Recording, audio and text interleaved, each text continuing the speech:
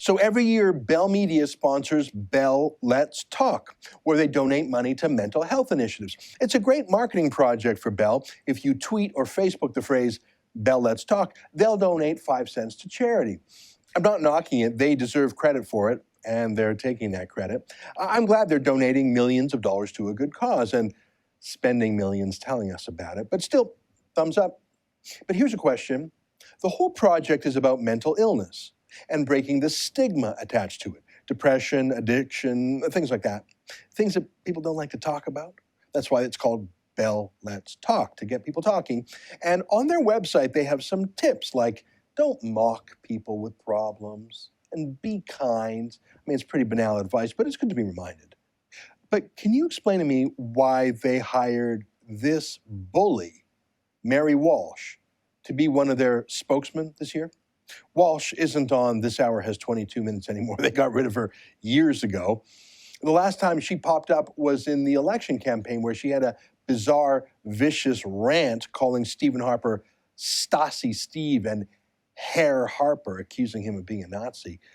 But is she really the best person to use as a spokesmodel for how to treat people with addictions or mental illness? Here, remember when she was flown in by the CBC to go to Mayor Rob Ford's personal home in Toronto at 8 a.m. to storm onto his property, physically grab him, and hound him about his obvious addictions and mental health challenges? Here, watch the video that the CBC proudly put on TV about that.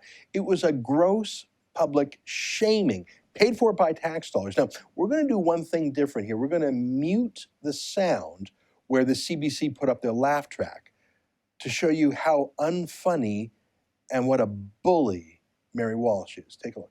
One good thing about being stubborn, though, Mayor Ford, is you always know what you're going to be thinking the next day.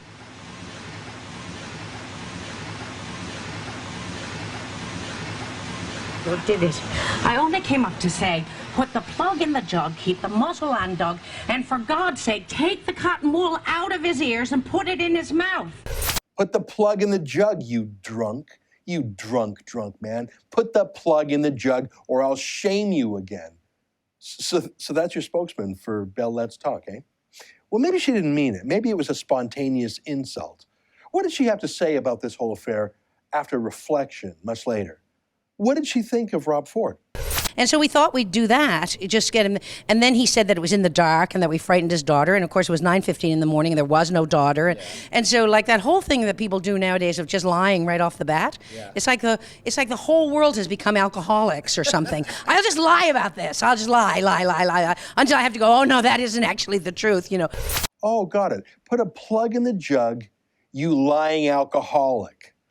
Plus, she wasn't even on your property. His daughter wasn't there, number one. Number two, he said it was dark and it was 8:30 in the morning. It was bright as it's ever going to be in that day. Oh, 8:30, 9:15, whatever.